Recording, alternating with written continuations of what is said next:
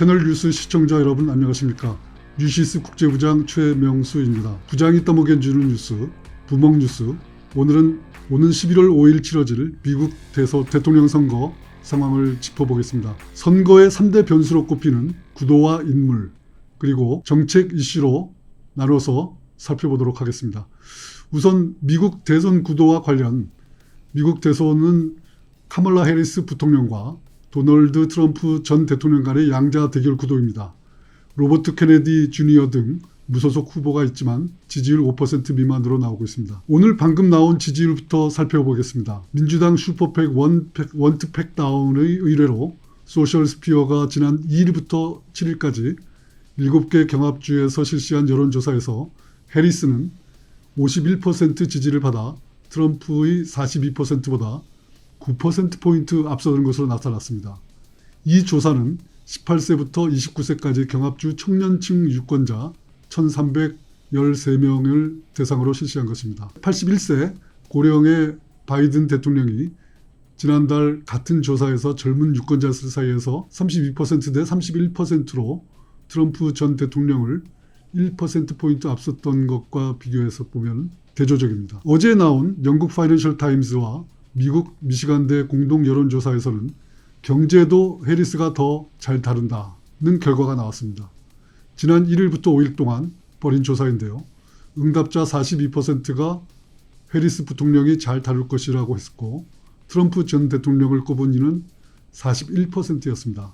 1%포인트라는 근소한 차이지만 민주당 후보가 공화당 후보인 트럼프 전 대통령을 앞선 것은 이번이 처음입니다. 파이낸셜 타임즈는 최근 1년 동안 매월 경제 관련 설문조사를 실시했습니다. 지난달 같은 질문에 대해선 트럼프 전 대통령이 41%, 바이든 대통령이 35%였습니다. 민주당 후보로 교체된 해리스 부통령이 바이든 대통령에 비해 7%포인트 오른 효과를 본 것이죠. 더 힐과 디시전 메이커 HQ는 각 언론사와 기관의 조사를 취합해서 집계하고 있는데요. 이 여론조사 평균에서 해리스는 트럼프의 0.3%포인트 차이로 앞서고 있습니다.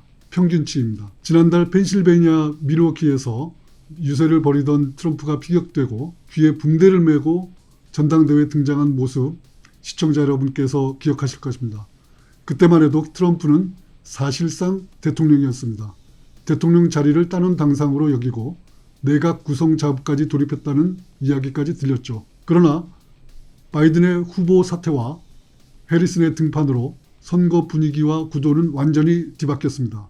아직 오차범위 격차이기는 하지만 1946년생으로 78세 트럼프가 59세 해리스에 밀려 오히려 고령 리스크를 안게 됐고 해리스는 다음 주 전당대회를 앞두고 정치적 이벤트 전후 정당이나 정치 인물들이 지지율에 상승하는 이른바 컨벤션 효과를 보고 있는 것이죠. 두 번째 변수는 인물입니다. 지난달 공화당 전당대회에서 트럼프는 런닝메이트로 아들 도널드 트럼프 주니어의 친구인 1984년생 J.D. 벤스 오하이오주 상원의원을 지명했습니다. 이달 초 해리스는 1964년생 동갑내기인 팀 월즈 미네소타 주지사를 부통령 후보로 선택했습니다.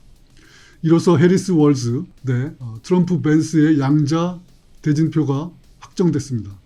런닝메이트를 분석하자면 해리스와 트럼프가 유권자의 분포 등을 고려했을 때 자신의 단점을 보완한 듯한 측면도 있지만 이념적으로는 더 왼쪽으로 혹은 더 오른쪽으로 기운 인물을 선택했다는 분석이 지배적입니다. 실제로 자마이카 흑인 아버지와 인도인 어머니 사이에 태어난 해리스는 중부지방 출신인 국민 아빠 팀 월즈를 선택했습니다. 이름에서 알 수 있듯이 독일계 백인이죠. 월즈에 관한 이미지는 절제, 듬직함, 리더십, 신체적 강함 또는 남성다움을 강조하는 것이어서 민주당과는 맞지 않을 수도 있습니다.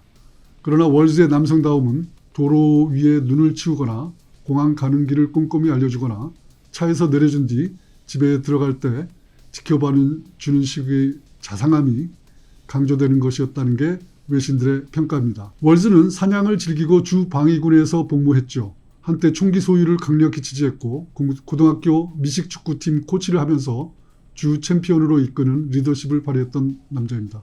바로 그 남성성이 사람들이 영광하게 했다는 게 워싱턴 포스트의 분석입니다.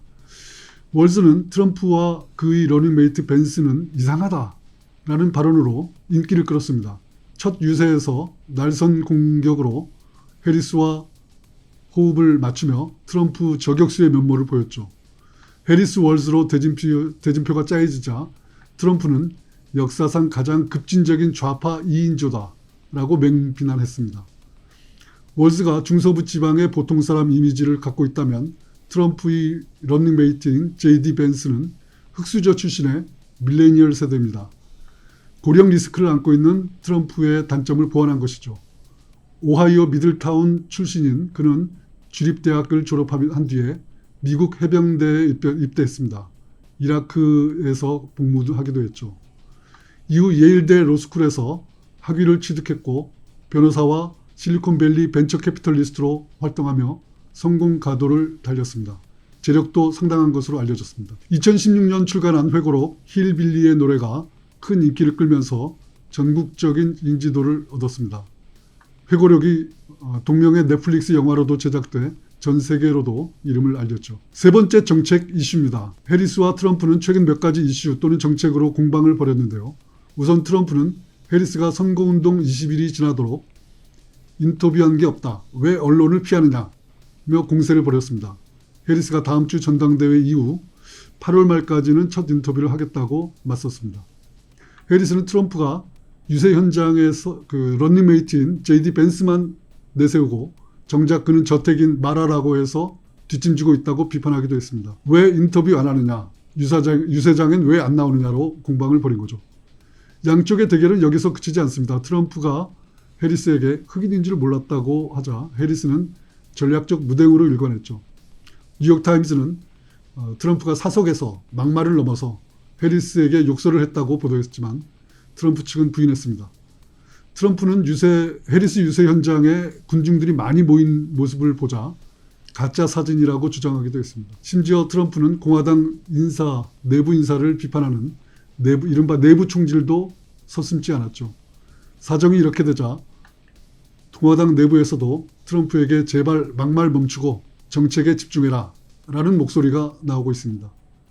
선거가 이민과 경제 등 정책 대결로 치러지면 트럼프가 이기는데 트럼프 막말이 장애물이라는 주장입니다. 지난주 월요일 미국 경제 침체 우려로 주가가 폭락했습니다.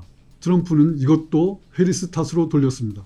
특히 자신이 대통령이 되면 연방준비제도 즉 연준에 영향력을 행사하겠다고 했습니다.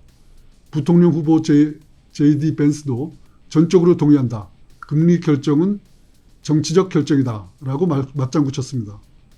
이에 대해서 일각에서는 작은 정부를 표방하는 공화당의 전통에 어긋나고 그것이 뒤틀리는 거 아니냐 그런 우려도 있습니다.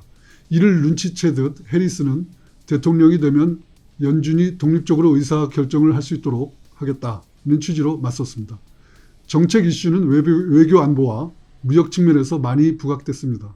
마가, 이른바 미국 우선주의라는 트럼프의 외교 정책에 비해 해리스는 나토 등 동맹을 중시하는 바이든 노선을 그대로 이어가고 있습니다. 이민과 낙태 등도 주요 이슈지만 앞서 지지율에서 보여지듯 박빙 속 트럼프 우세에서 오차 범위 내 해리스 우세로 구도는 변하고 있습니다. 해리스 벤스의 컨벤션 효과는 다음 주 전당대회에서도 이어질 것 같습니다. 오는 22일 해리스의 민주당 대선 후보 수락 연설이 하이라이트가 될 것입니다. 이후 언론 인터뷰도 주목됩니다. 가장 관심 끄는 것은 9월 10일 해리스와 트럼프의 TV 토론입니다. 시청자 여러분, 국내 선거나 외국 선거나 역시 구도와 인물, 정책 이슈 3대 변수가 흐름을 좌지우지합니다. 미국 대선의 구도와 인물 정책 대결에서 우리에게 주는 영향과 시사점을 잘 찾아보시기 바랍니다. 시청자 여러분, 감사합니다.